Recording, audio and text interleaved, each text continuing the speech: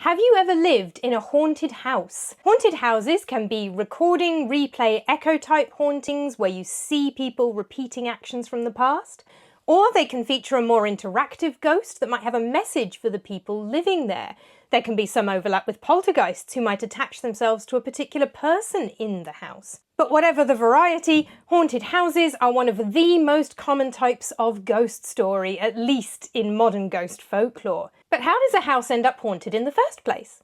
Hi, I'm Juliet. I'm a writer and historian, and on this channel I cover myth, legend, folklore, ghost stories, witchcraft, and weird and wonderful history in general. Come with me as we explore haunted houses throughout history. One of the main reasons a house might be said to be haunted is because some unfortunate person is buried there. For whatever reason, usually something violent. But that is one of the biggest kind of revealed explanations for a haunted house. And this goes really far back, all the way to the oldest Western European ghost stories that we have any record of. The ancient Roman author Pliny the Younger, in a letter to a friend where he was talking about whether or not he believed in ghosts at all, told a story of a haunted house. He said it had happened to a philosopher called Athenodorus in the 1st century BC or BCE in Athens. So the story is Greek, although Pliny is Roman, and it's probably much older than that, because although Pliny is the oldest source for it, this story gets repeated and repeated and repeated down the centuries. There are versions of almost the same story told in Lucian, 2nd century AD author and satirist who wrote this text, Lover of Lies. You can tell what Lucian thought about ghosts. But he tells the same story in order to satirize that type of folk story. It appears in Constantius of Lyon's Life of Saint Germanus, where of course the haunting is laid to rest by Saint Germanus. It appears in Pope Gregory the Great's dialogues, and by this point we have reached the 6th century AD. In that case it is a demon, a diabolus, rather than a ghost, but it is clearly the same story. And even all the way through to the 16th century, French Benedictine monk Augustin Calmet told a version of this story in his Dissertation sur les apparitions des anges, des démons et des esprits, etc., etc. First published in 1746, he quotes an earlier work by Antonio Torquemada called Flores Curiosas, printed in 1570, where Torquemada says that a little before his own time, a young man named Vasquez de Ayola had had the same experience in Bologna, and it's the same story over and over and over again. In the story, there is a house in Pliny's oldest version. It's in Athens, but the house is in a different place every time. And nobody will rent it. The owner is desperately trying to let it out, and nobody will live there because it is haunted, and they are driven away by terror. In some versions, they've died of fright after staying in this house. Houses in classical Athens would have been quite recognisable. In a modern Western context, they tended to have 2 stories. This is because the women's quarters would be on the upper floor and the men's quarters would be on the lower floor. This is so that none of the women could get in and out, or perhaps even more to the point, no other men could get in and out of the women's quarters without the men in the men's quarters being in the way. Pliny himself would have lived in quite a different house. He was a wealthy Roman, and he would have lived in a Roman villa. These tended to be arranged around a courtyard, which would be open to the sky, and then the rooms be arranged around it. And because Romans often conducted business from their houses, you would have a system where the further you got into the house, the more important you were. So a wealthy Roman patron would see people subordinate to him in the study areas at the front of the house, but somebody more important or equal in importance to himself would be invited all the way into the dining room further into the house. So the house Pliny's describing as the site of the haunting would be quite different from his own home, but it doesn't really make much difference to the story. Athenodorus does seem to be sleeping downstairs in the story, but that would be the case for men in either a 2-story Athenian house or in a Roman villa, which tended to be all 1 floor. So in the story, Athenodorus goes into this haunted house and he hears footsteps and dragging chains. This is how old ghosts dragging chains is.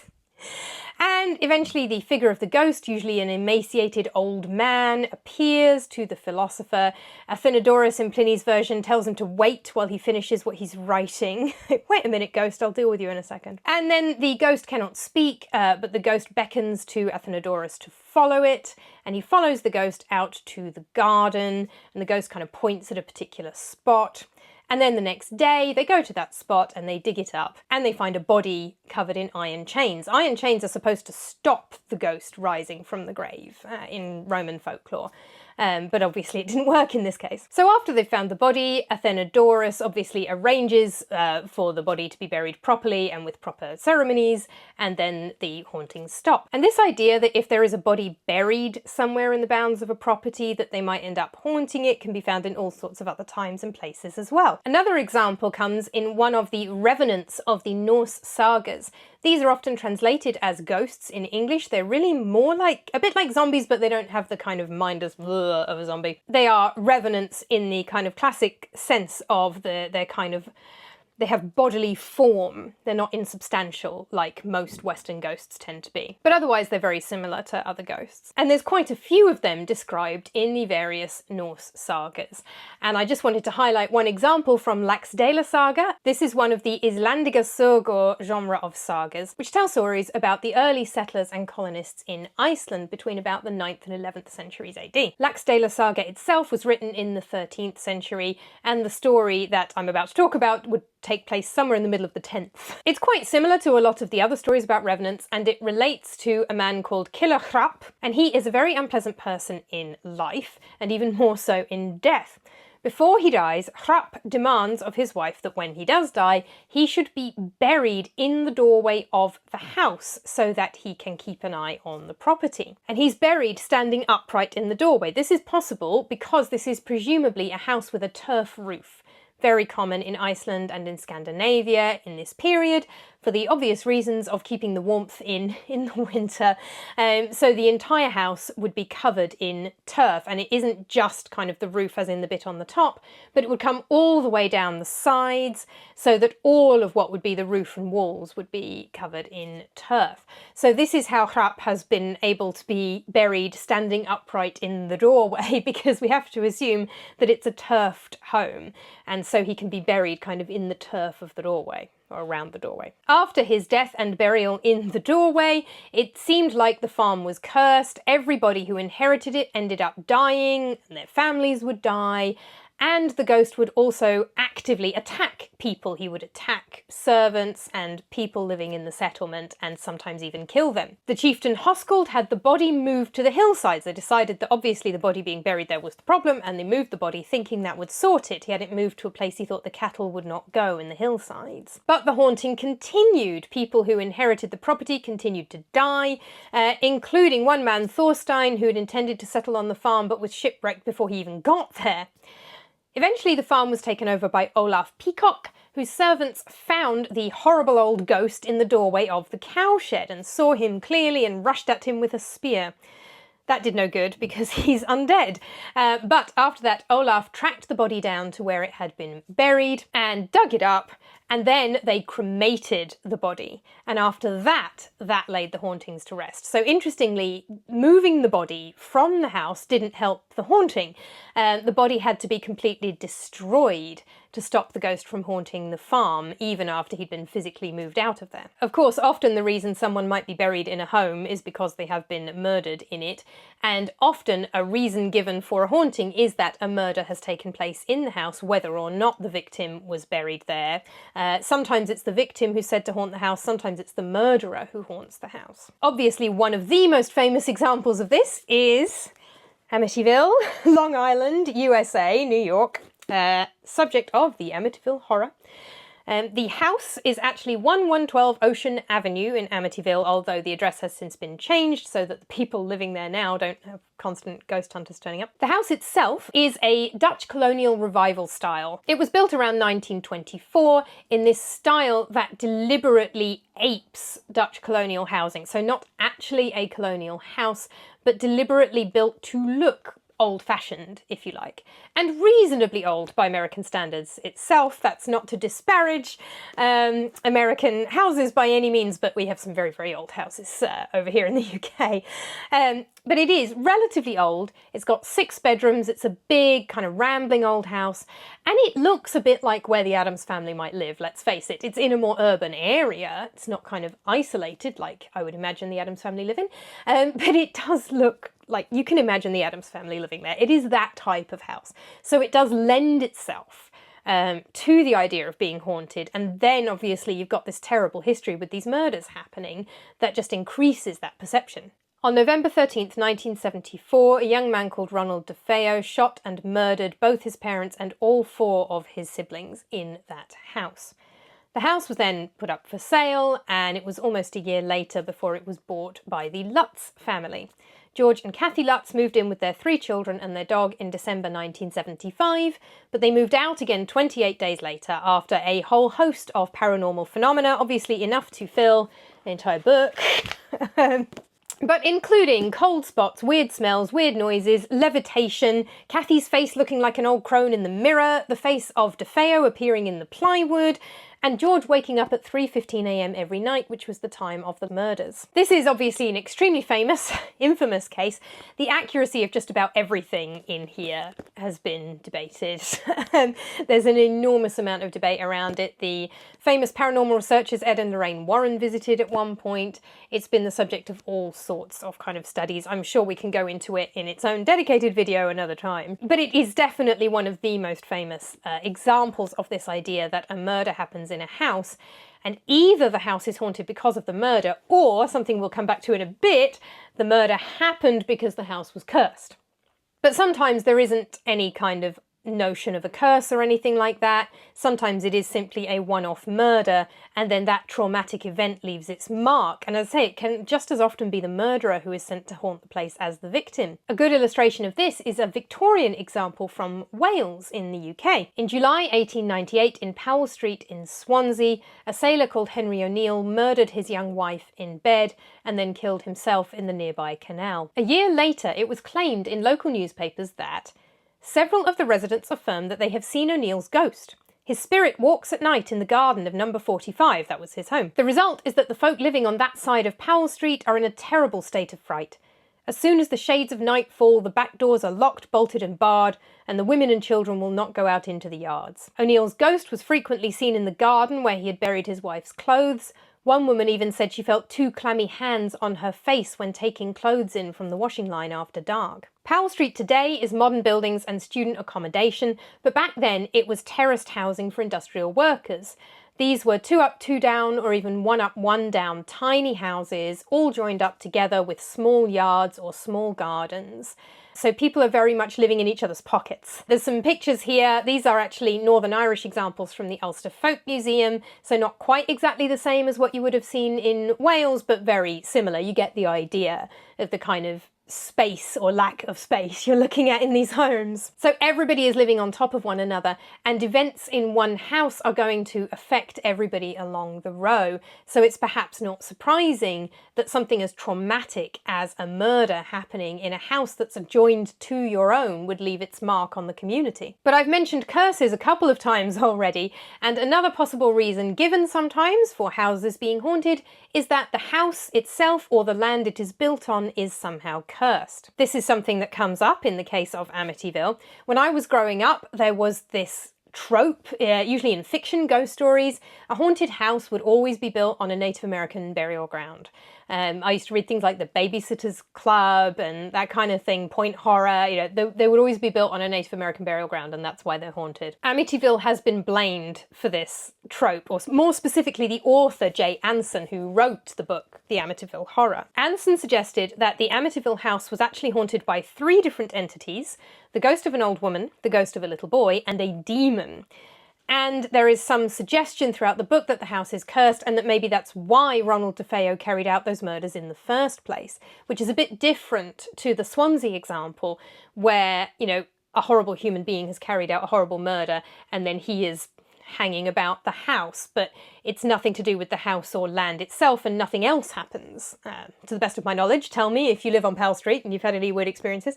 As far as I know, it hasn't been a hotbed of murders ever since or anything, so that's more of a one-off event.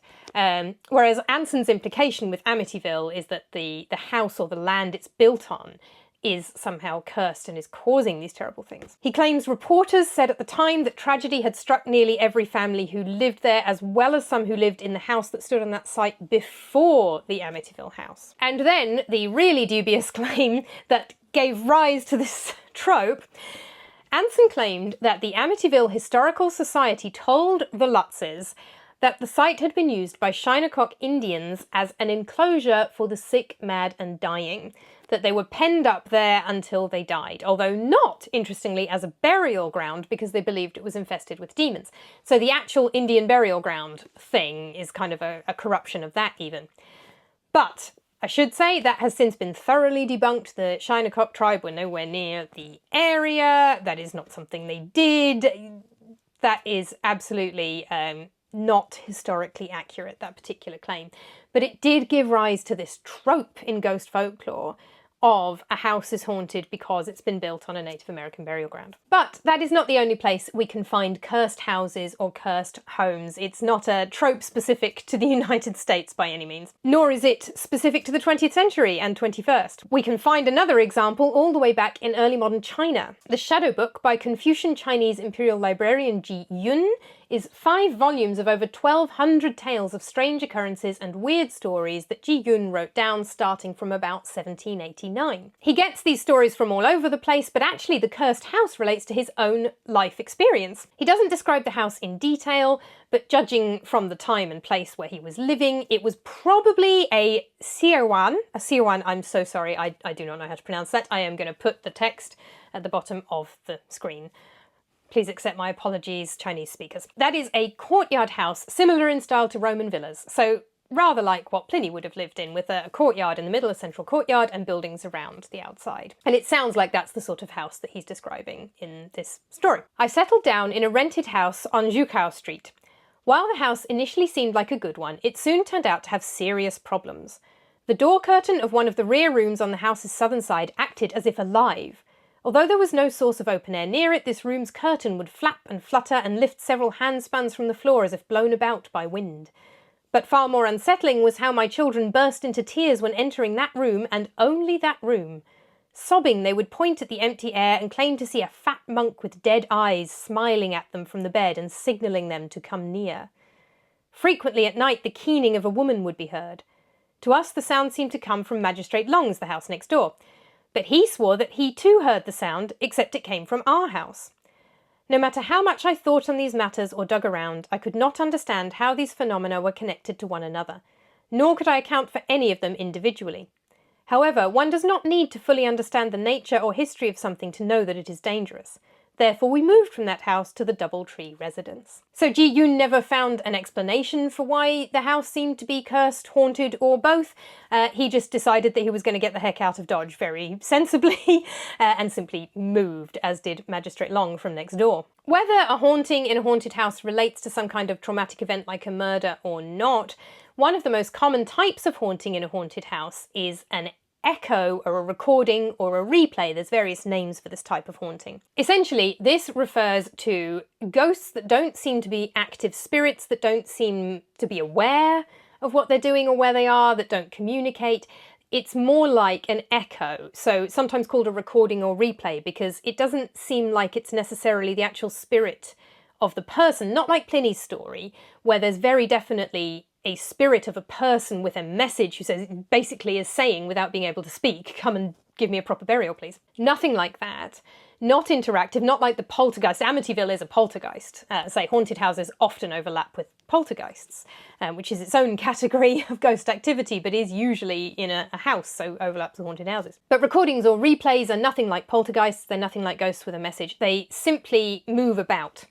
They don't interact with the living at all. They just kind of do their thing as if they haven't really realised that they're dead.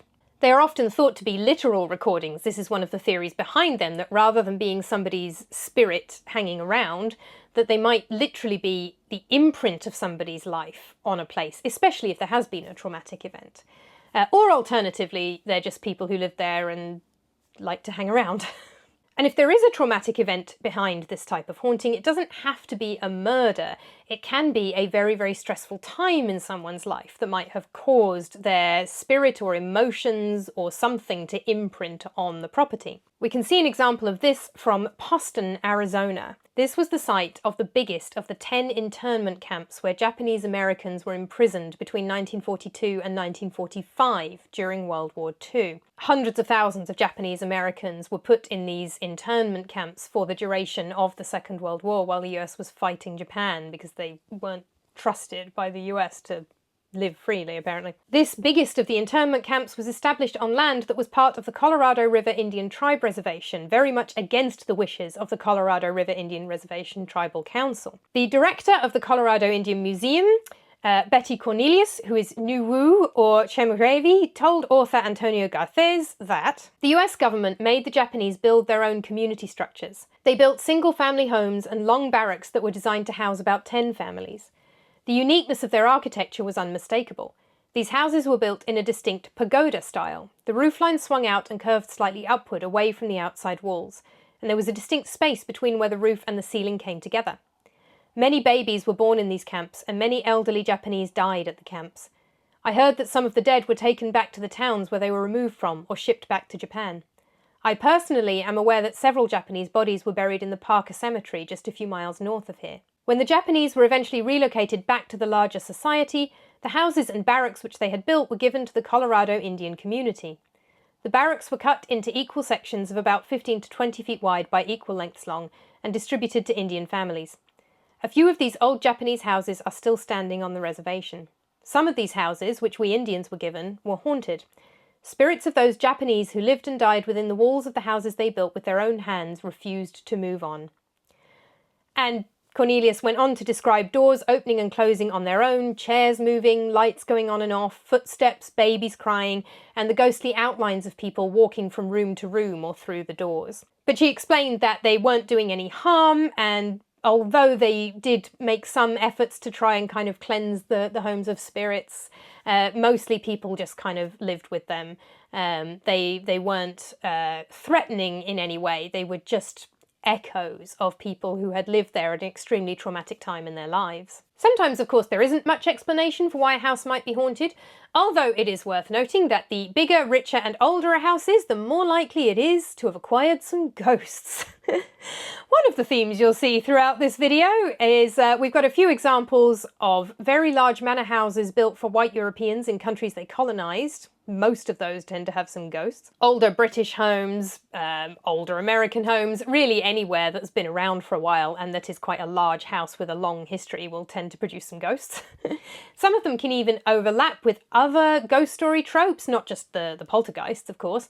But interestingly, one South African example overlaps with phantom hitchhiker stories, which you wouldn't think because houses are in one place and phantom hitchhikers are quite well known for trying to move. But Rudd House in South Africa, now part of a museum complex, is a Victorian house once owned by financiers for the De Beers Diamond Company. The house is said to be haunted by several ghosts, including the first owner, Charles Donnell Rudd, and by another crying baby. But the most intriguing is an old woman who seems to be trying to get away. According to Darnley Sullivan in Ghosts of South Africa, no one knows who she is, but she stares out from the veranda in a gossamer dress with a sad look in her eyes. A local resident saw her as he drove past the house and was, to say the very least, slightly perturbed when he turned around and saw her sitting in the car next to him on his way home on a dark night, silently looking at him.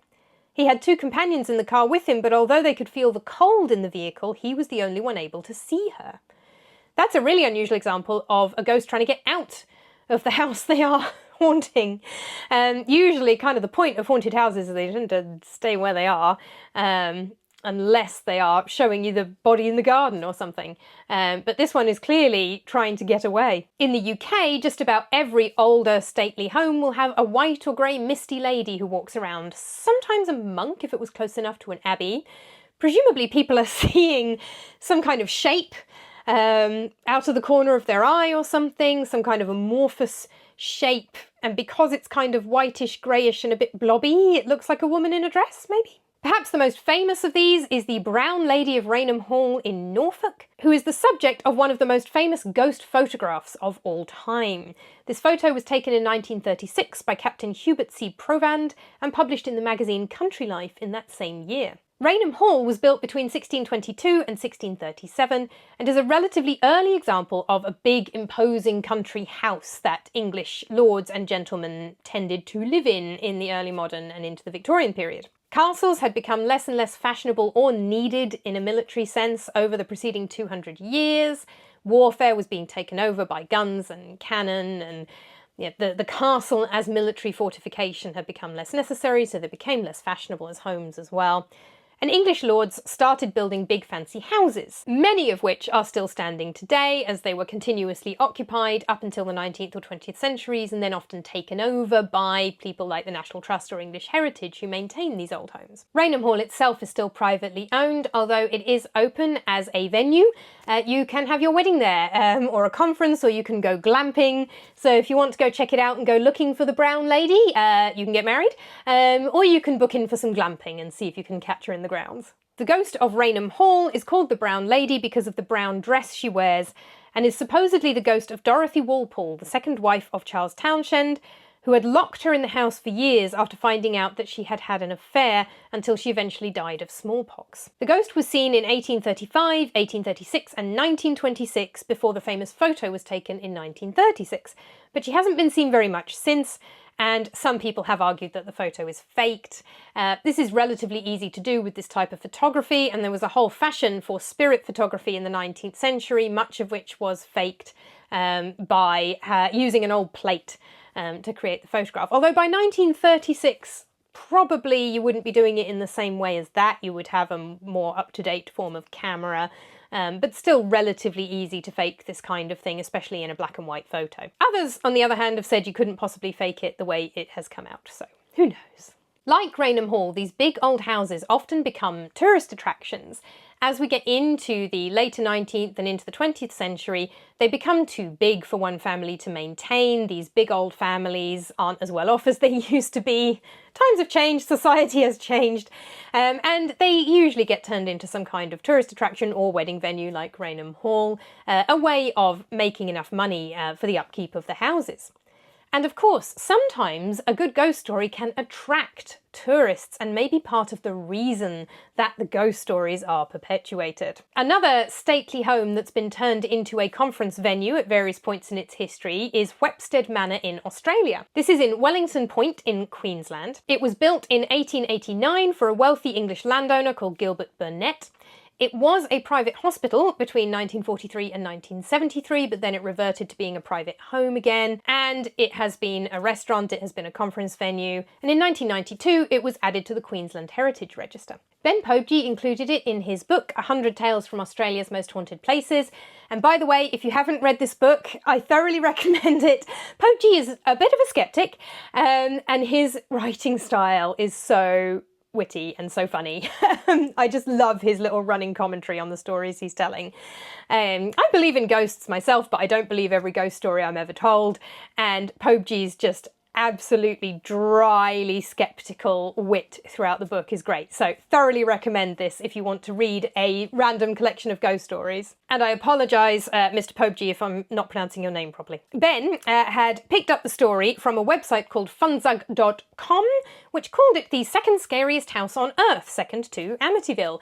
The website is still there, the webpage is still there, I'll link it in the description. The stories around it collected by Pobjie include people smelling the perfume of Burnet's wife, the original owner, lights flickering on and off, stains appearing out of nowhere, and a face appearing in the mirror when you're looking in it. There's the ghost of a little boy peeping through the staircase, the matron from the hospital might pull your hair to get your attention, and there's a butler in the attic, for some reason. What really caught my eye, though, was this description from Pobjie. It said that one of the Burnet's daughters vanished without trace. Some say she fell to her death from a window, others that she disappeared while out for a walk and was never seen again. You might see her walking from room to room at the manor or hear her running along the corridors. At night you may hear her softly crying somewhere. That jumped out at me because that sounds an awful lot like some of the plot of Picnic at Hanging Rock. Mainly the 1975 film version directed by Peter Weir. It's an adaptation of a 1967 novel by Joan Lindsay, and there is also a 2018 TV series adapted from the same book starring Natalie Dormer. The one I know best, though, is the 1975 film, which features, it takes place at a girls' school, which is in a kind of big Victorian Australian manor house. It features 3 girls disappearing while on a walk, 2 of them without trace, never to appear again, and another girl going out of a window. That sounds a bit suspicious to me. That sounds like Picnic Hanging Rock getting attached to a supposedly haunted manor. But it's the sort of case where if you are running this place as a restaurant or maybe a conference venue, but a party venue, then this kind of story might attract people to the place if they are interested, if they want to do a bit of ghost hunting. It'll certainly get your name out there in the public consciousness. It made it all the way to funzog.com's Scariest Houses on Earth. And I think the famous Winchester Mystery House in California has probably also fallen prey to this. So if you're not familiar with the legend of the Winchester Mystery House, it goes like this. After several deaths in her family, including her daughter and her husband, although note these happened 16 years apart, but there were some other deaths too, Sarah Winchester, widow of William Wirt Winchester, treasurer of the Winchester Repeating Arms Company, went to a Boston psychic called Adam Coons, who told her in a seance that her family was haunted by people killed by Winchester rifles that her husband was the financier for. Especially Native Americans, because the Winchester was known as the gun that won the West. And he told her the only way to protect herself was to build a house that was never finished, and that she would die when the house was finished. That is the legend behind the Winchester Mystery House in San Jose, California. Now, what is true is that it is a very, very big house, and that Sarah Winchester did indeed continue to have it worked on and extended and expanded for her entire life until she died in 1922. The day she dropped dead, work stopped on it. It has some staircases that go to nowhere, it has odd turrets, it has strange rooms. It's a very, very bizarre building. Like, architecturally, it's very, very, very strange. And it's a strange thing to do. She was obviously very rich and could afford to do it. She obviously wanted a really big house. It is odd that she just, for decades and decades and decades, kept adding to this house, and that some of the additions don't seem to make sense. There was an earthquake at one point, but that was 1905, I think it was. She died in 1922. She could have fixed like anything that got damaged in the earthquake in that time. So there's definitely, I mean, poor woman, I don't want to psychoanalyze the woman, she's passed away. There was something odd going on there. But the legend itself has been fairly thoroughly debunked. It can be traced back to an article from the San Jose Daily News from Friday, March 29th, 1895, so this is a long time before she died. This went on for decades. The article was called "Strange Story, a Woman Who Thinks She'll Die When Her House is Built." The anonymous writer claims that this is why the house is so huge and still being built, that she has a superstition of some kind, and there's all the rest of the details kind of came later. There is no psychic called Adam Coons recorded in Boston. This all seems to have developed at a later date, but it springs from this article, and this seems to be the reporter's explanation for what Sarah Winchester is doing. People who knew her insisted that that wasn't true. She wasn't superstitious, she just wanted to do that to her house. It is pretty odd. It's not necessarily got anything to do with ghosts. But the house has been a tourist attraction since 9 months after her death in 1922. So of course it works to the house's benefit, to the owner's benefit, to make money, to keep these stories going, to keep the legend going. Technically, it isn't even really the story of a haunted house. The legend is that Sarah Winchester believed that she was haunted or cursed, and her family were haunted or cursed by the spirits of people killed by Winchester rifles.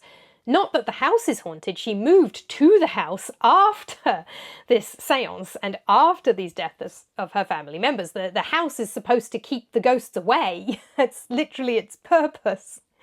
So it's a strange kind of mix of ideas that have come together in this property. I should say the Wikipedia page does report people experiencing ghostly paranormal phenomena in the house. The Wikipedia page says visitors and tour guides claim to have experienced cold spots, footsteps, cooking smells, odd sounds, whispering, doors and windows slamming, and feelings of being watched. But even the Wikipedia page thinks that might be due to confirmation bias. Certainly there's nothing in the legend to suggest why the house should be haunted.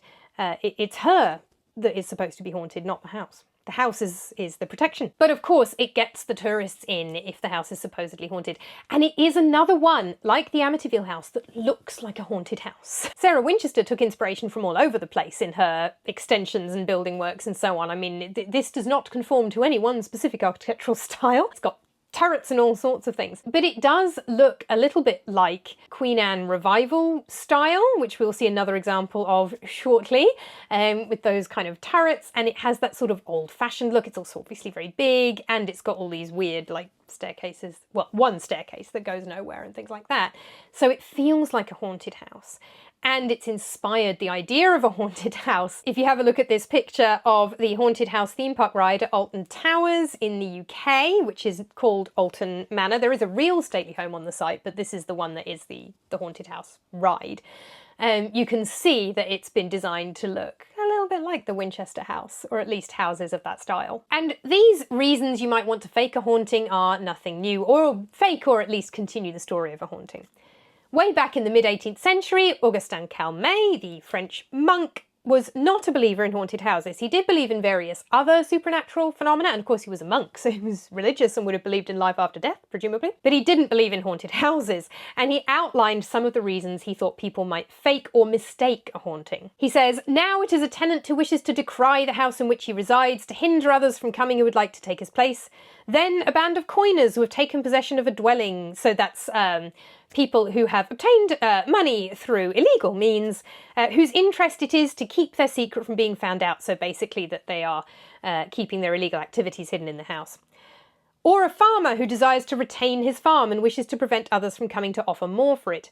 In this place it will be cats or owls or even rats, which by making a noise frighten the master and domestics. So you can fake a haunting using animals and so on, or you could mistake a house for being haunted because you've heard animal noises and things like that. Though interestingly, on the flip side, there are several cases of tenants leaving their homes, not just the Lutzes in Amityville who had bought the house and then abandoned it, but tenants who have rented a home and end up leaving it, claiming it's haunted, and who have even taken the owners to court for letting them live in a haunted house without telling them in the first place. Staying in early modern France for a moment, according to Pierre de Lancre's L'incrédulité et mécréance du sortilège from 1622, in 1595, so a couple decades earlier, a tenant in Bordeaux had left their rented house because a spirit in the form of a small child dressed in white began to trouble him and his servants in a series of hostile acts, which seemed to have increased in menace in quite a short space of time. The spirit would appear 3 or 4 times a week, making everything in the house, furniture and household utensils, shake, and altering its own size from big to small in various ways. In the evening it would draw the bed curtains and then jump on the stomach of anyone trying to sleep. It used to press down on them, close their mouth, prevent them from speaking and breathing. That sounds very much like sleep paralysis. That can be the topic of a whole nother video.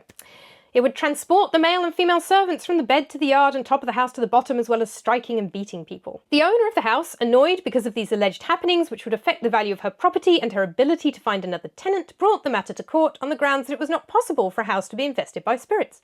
But the court decided against her, saying that the tenant's allegation was entirely conformable to the usage and tradition of the Church, that is, the Roman Catholic Church.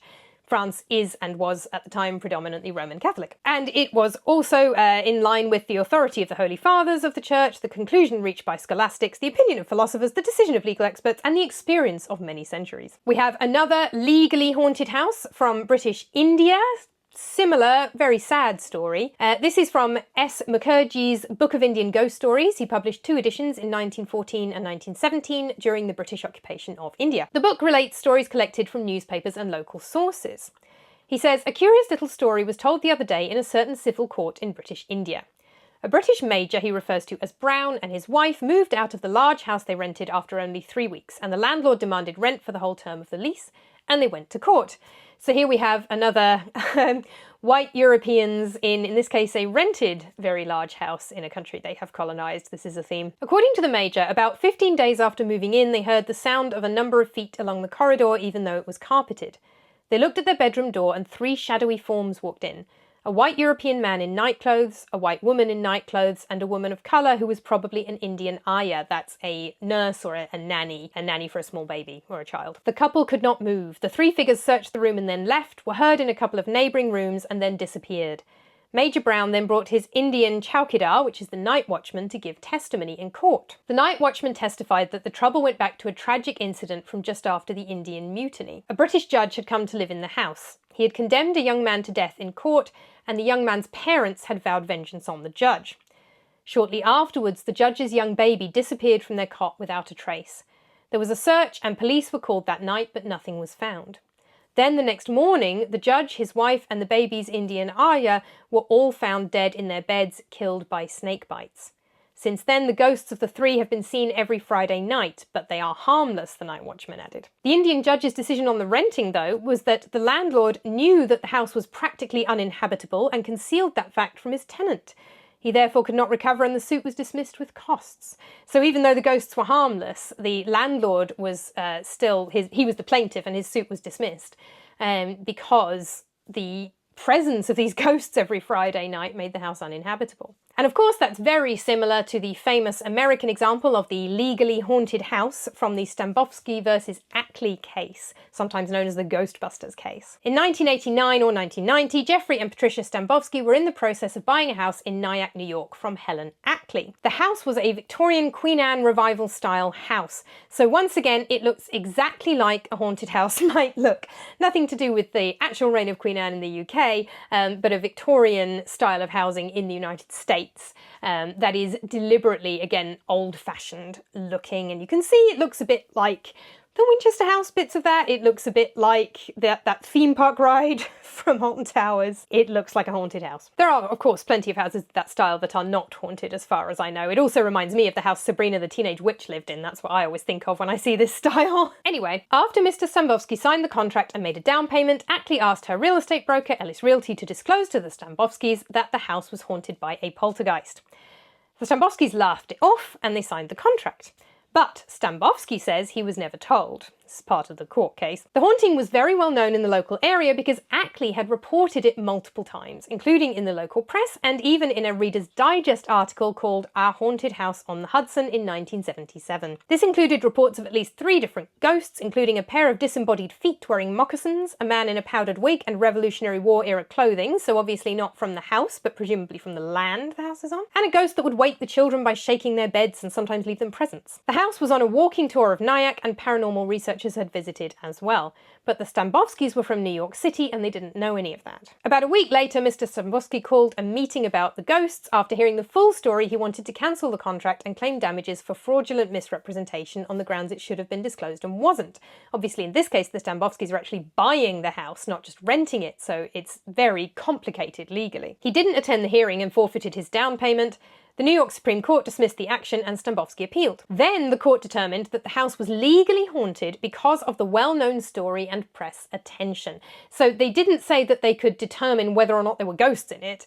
They said that it was known as a haunted house and that has an impact on its reputation and on its value.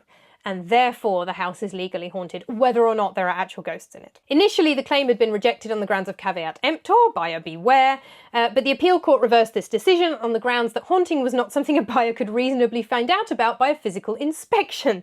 The owner had taken unfair advantage of the buyer's ignorance and created and perpetuated a condition about which he is unlikely to even inquire. People don't usually ask whether a house is haunted when they're looking to buy it. There's no way to test for it. So really this case was all about the house's reputation and notoriety, not about any actual paranormal activity that may or may not have happened there. And Ackley did all right because she had many offers from potential buyers almost immediately, because the Stambovskys may not have wanted to live in a haunted house, but lots of other people do, or they want to own one anyway. So that is just a sample of the thousands, maybe millions of haunted house stories from around the world throughout history. I did not have time for any more. From the UK alone, I haven't even covered Borley Rectory, the most haunted house in the UK. I haven't covered the famous Cock Lane poltergeist hoax. I haven't covered the Lizzie Borden house from the States. Like, there's so many. And that's just the UK and the US. Big old houses are always more likely to be haunted, but it's increasingly common for regular homes and houses to be haunted too. People are moving into homes that are relatively old at the time they move in. People aren't building their own homes these days. They're moving into a house with history already. And life is increasingly focused around the domestic space, around the house or flat or whatever you live in itself. So there's more and more and more stories of haunted homes coming up probably every day, let's face it. I've never lived in a haunted house as far as I know. We did used to talk about sharing the house with the friendly World War II airmen when we lived in Suffolk, but the house itself was from the 80s. I don't remember any actual experiences connected to that. Yeah, not myself. My mum had some very strange experiences in a flat in Belfast in the 1970s. So I do have some second-hand kind of stories about haunted homes, but those aren't really mine to tell. But have you ever lived in a haunted house or flat or any other type of haunted home? I would love to hear your stories. Please tell me in the comments. If you enjoyed this video, please do give it a like. It really helps boost my videos on the algorithm, so I'd be ever so grateful. Thank you so much. And until next time, bye! Good girl. Down, gently. Good girl. One more. Gently. Good girl. Well done, Frey.